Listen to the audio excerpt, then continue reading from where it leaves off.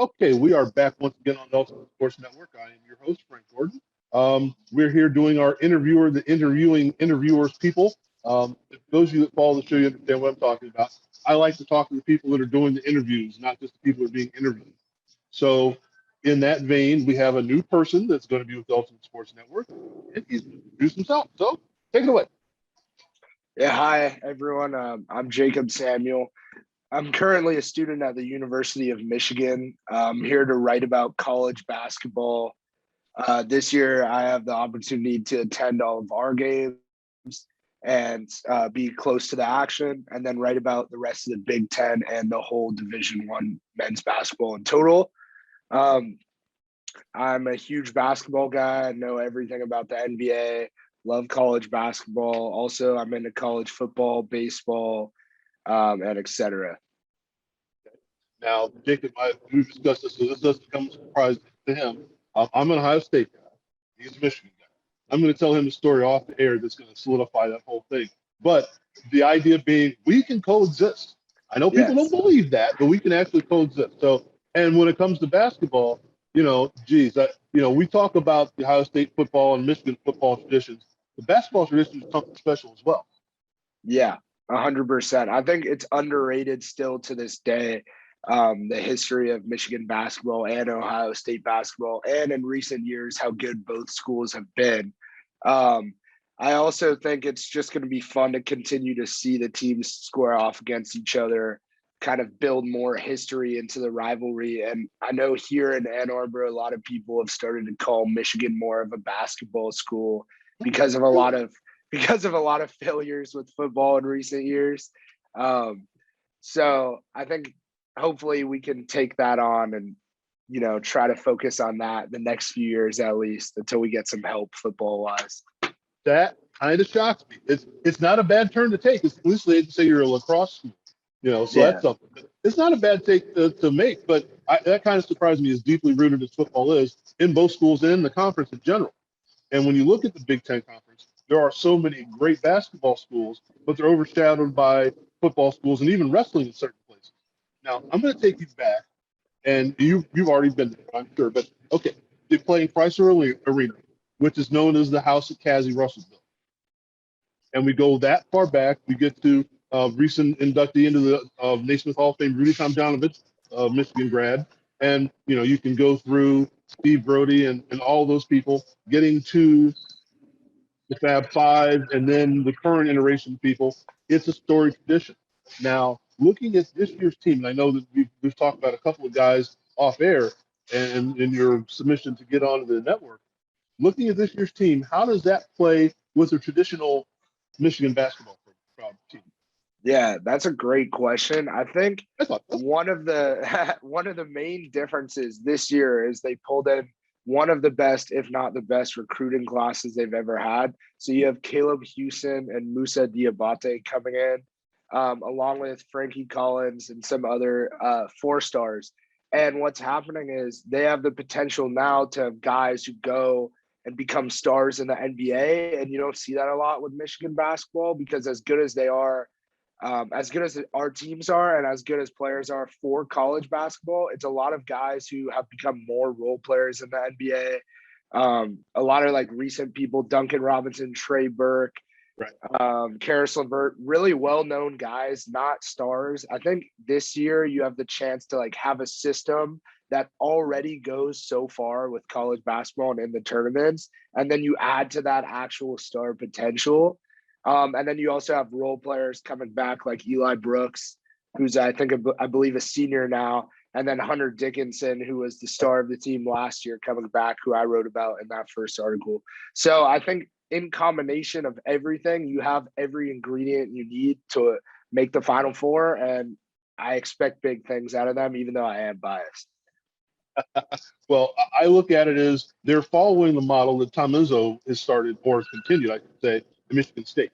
Because initially it was you got some guys, Mateen Cleaves and Mo Peterson, that could play in the league, but they weren't going to be stars, And then you got the recent groups of Jaren Jackson Jr. and those guys, like these guys can play. They're actually going to be stars. And we went from recruiting 4-year players to, and there's no right or wrong way of looking at that. but we're getting 4-year players to getting guys that can compete and be ready to play in the NBA right away. And that's what you're seeing with the Wagner brothers and so on. These guys are actually now highly recruited, ready to go 1 or 2 and done. And it makes for a more interesting program. You know, when Ohio State had D'Angelo Russell, went, well, he's 1 and done. He didn't really, in my opinion, didn't gel with the team. So when you had, Wagner and those guys, they were Michigan basketball players who became NBA basketball players. So it's an interesting mix and see how they put that together. Yeah, 100%. I think Franz Wagner right now is one of the top few candidates for Rookie of the Year already in the NBA.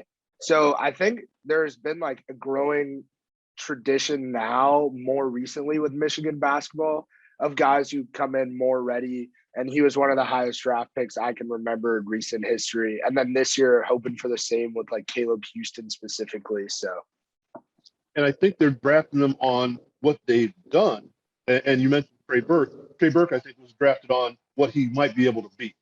yeah. And I'm from the Columbus area, so I know Trey Burke very well. And the question, first of all, why did he go to Ohio State? That was a big question. But he got Michigan. It's like, okay.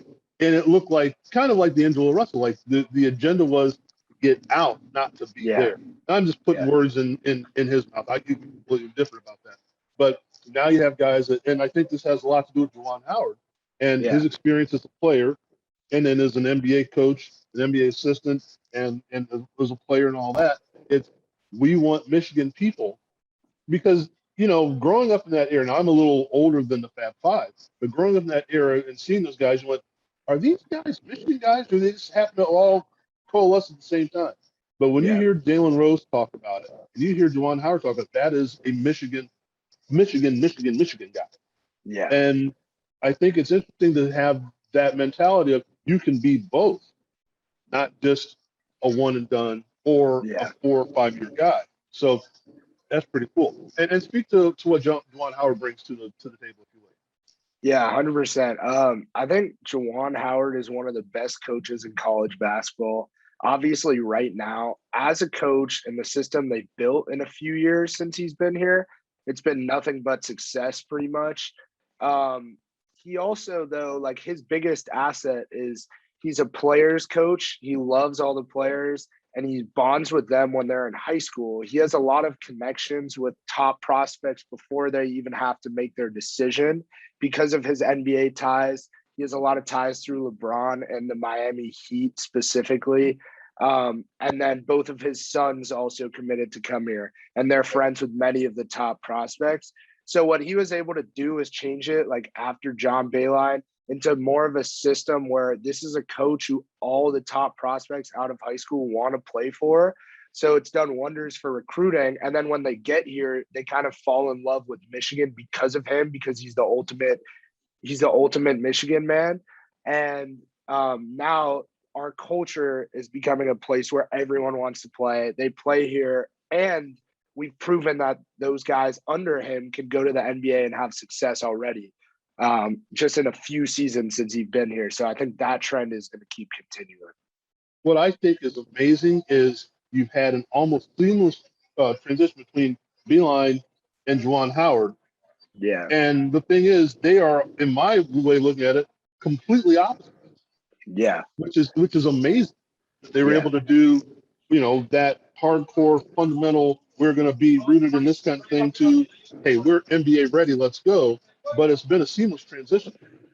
Yeah, I agree. I think normally those years following a long-time coach leaving a college town are going to be very difficult. And you might even go through a few coaches before you find the right one. But Michigan had an opportunity to get Juwan, and it just made so much sense. And they were right. And it kind of all works out better for us now than even if Beilein was here. And he was a successful coach here too, just in a very different way.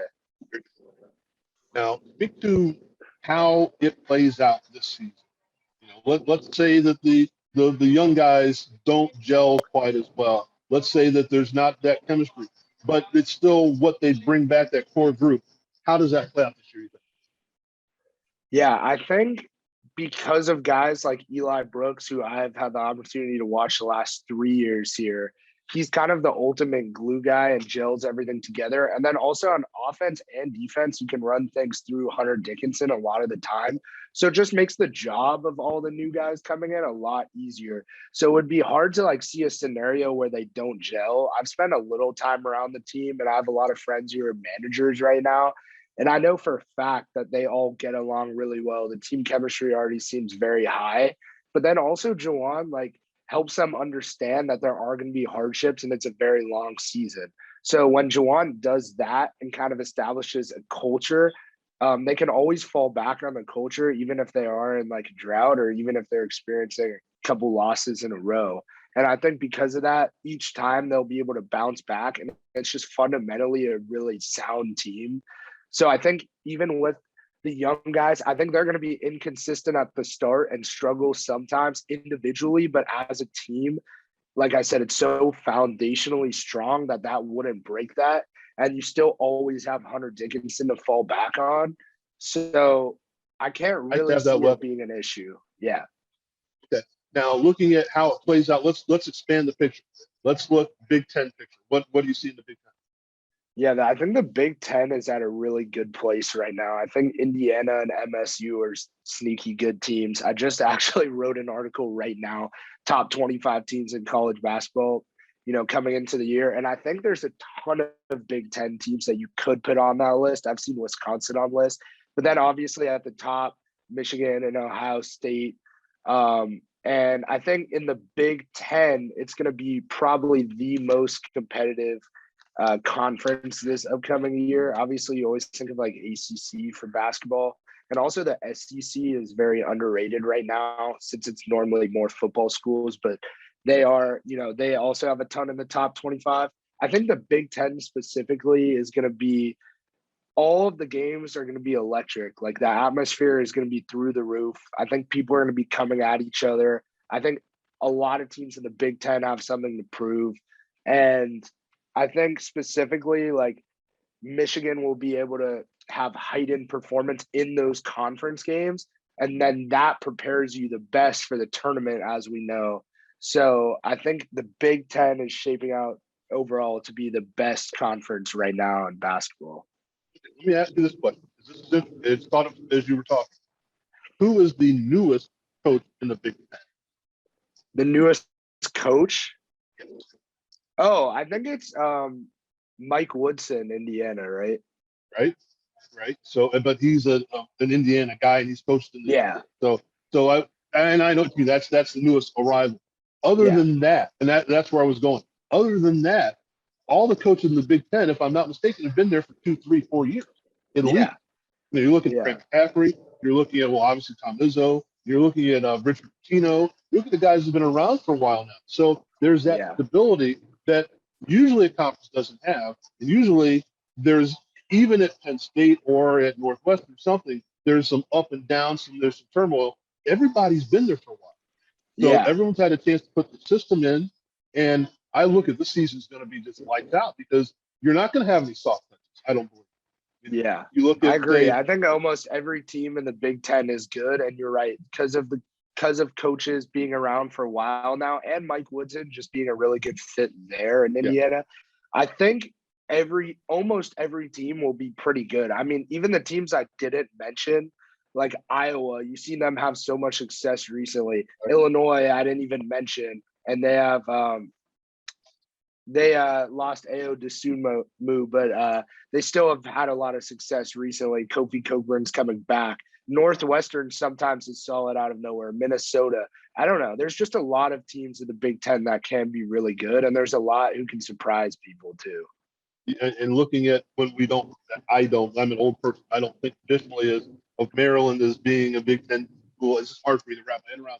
But the run that Rutgers had last year, Ron Harper Jr., and then the way they built that program together as well. There's a lot out there. Other than Nebraska, I don't see a real soft touch on the schedule. And even them, they're not going to be soft. It's just going to be, there are tiers. Now, when we fold the Big Ten into the national picture, what do you see there? That's kind of what I was talking about with the SEC. I think the Big Ten teams will have a lot of success, and we did see last year kind of a different situation play out, obviously with OSU losing to Oral Roberts, and just kind of the Big Ten not really living up to the level of hype that we expected in last year's tournament. But then this year, I think they match up really well against the SEC teams because of experience. And also, I know for a fact, based off all my writing on the SEC teams, that teams like Kentucky, Alabama, Auburn, all those type of teams, they do have a lot more new freshmen coming in and less established systems. And I think because of that, that's going to hurt them a lot more. I think the biggest challenge to the Big Ten is the ACC, just because I wouldn't count out Duke and Coach K. And, you know, I think and Syracuse as well right now. Like Syracuse definitely still has a lot of potential, and they're kind of always in it every year. So I think the Big Ten, like I said, ranks as the best conference, but the ACC teams would be a challenge. And sometimes we see like the Big Ten ACC challenge games. I'm not sure what's on the schedule right now, but that'll be fun to see. I'll take Illinois over Wake Forest, but I'm not sure that I'm going to go top to top. Exactly. Yeah. Now it's funny you mentioned Coach K. I mean, I don't think he's going to go out with a win last season, so they're going to be able to do what they can do. But what I thought was interesting last year, maybe it was just because of the bubble. Again, you mentioned Oral Roberts. We were starting to see teams like a Gonzaga, who's now with power, and has been for a while. But we're starting to see teams that were, okay, we're tired of this mid-major crap. You know, you've been saying this for years, and it happens in the tournament all the time. I get that. But the regular season played out that the conferences were a little bit more balanced as well. So any surprises you see in the landscape of college basketball, or is it pretty much, you know, the blue bloods, and that's the way it's supposed to be? Yeah, I really want to write an article just on like how good college basketball teams are that wear blue, because it's actually crazy. I mean, if Michigan counts in there too, and a couple other schools that aren't even thought of like blue blood schools, like, yeah, teams that wear blue are pretty good. And Gonzaga, obviously. But yeah, I think Kentucky, obviously Kansas, Duke, North Carolina, Michigan, Gonzaga, and we can go on and on. UCLA. UCLA, yeah. We can, yeah. That's a good article to do. Yeah, I'm definitely going to write about that. And then I think like surprises, like you said, I feel like Gonzaga, as good as they are, like you said, probably wants to play a lot better teams. And like I can even see on their schedule, they play Duke, UCLA, Texas. It's just very different. They play Texas Tech, just kind of like way more interesting games than last year, because last year they really didn't play anyone that good, and that was the whole argument against them until the tournament. And then obviously they still succeeded in the tournament, but it would be cool to see like them get tested more in the regular season and see what happens with that, because they really could be in the Pac-12, you would think. Well, the one thing that's interesting about what's happening now, it used to be, and I called it soft touch preseason games. You go play in Maui, you might play a team or two here and there, but you got Chaminade. You know, you might go to the Great Alaskan Shootout and you play Vermont. You know, those and made for TV things as well as what's happened here in Vegas. Like not last year, but the year before, you know, I was lucky enough to go to I am not even sure what they were calling it then. It was Ohio State, North Carolina, Kentucky, and I always forget the fourth team that was there. I think it was Kansas. If I'm not mistaken. But they had 4 of the blue bloods there. And it was like, this is how we're going to start the season. And I was sitting across the aisle from Vlade Divac, who was at that point GM for the Sacramento Kings. Yeah. And it's like, and Pedro Stojakovic, his right hand man, you're going, so you guys are here to watch the ball. And you can see them look on their faces like, not really. These guys aren't what we expected. But it was still those programs. And now you're starting to see more of those, even the Battle for Atlantis and those places. They've beefed it up a little bit. So yeah, the preseason stuff is pretty good. I like all those first few games. I know like Michigan a couple years ago beat North Carolina when they had Cole Anthony, and that kind of set the tone for Michigan. I think that was 2 years ago, actually, but that set the tone for us that year. And those first few games are super interesting. Like even I was just talking about Gonzaga, but they're gonna play UCLA coming up at some point. Like, and I feel like that's very early, because at that point you could still see a lot of it's not a non-conference. It is a non-conference game, but you see a lot of more of those like preseason types where they'll play very small schools, like they're playing Dixie State first game, but then like seeing them like play UCLA off the bat, it sets a tone. And I think people really remember a lot of the first few games more, and then obviously the last few games, and the stuff in the middle is really where things get lost in a season. So I think having like the first few like Michigan State type games, or just like Michigan, like I said, North Carolina, stuff like that. I didn't like having a conference game in the first half of the season or before the Christmas break, and usually because the conference season starts in January. But I'm starting to like that now. Get that conference, one of those conference games always, so you have something you can tie into through the course of the season. And as a coach, if you have film on something, you can always go back and look and say, we did this, we didn't do that. Look what they're doing now. So for Gonzaga, for example, if you're playing UCLA right away, then you can go back 3-4 weeks, maybe a month from now, and go, now remember, this is what we're trying to accomplish in this practice because of that. Whereas if you're playing Dixie State, it's kind of, well, we just ran over them, it's no big deal. Yeah, they really don't take those games too seriously. And I get ramping up 100%, but it is interesting when you have that conference record from the start. So you'll already be 1-0 or 0-1 in the conference. It definitely like sets a tone for that conference, even if it's only revisited like a month later after you play some of the Dixie State. Sorry to call them out again, or Bowling Green type teams. I call it directional tech school, right? Yeah. The East Texas School of Manure Store, whatever it's called. It's kind of interesting that, I mean, and they have, having played in one of those places or been around there, they need to be validated. But sometimes you're validating against what they can do and who they should play against, as opposed to, hey, we got beat by, Big Tech. Like, great. So what? That looks good on a resume. Yeah, you got beat by Texas, but different. So they need to figure that out. But at least in basketball, we have still embraced the mid-major.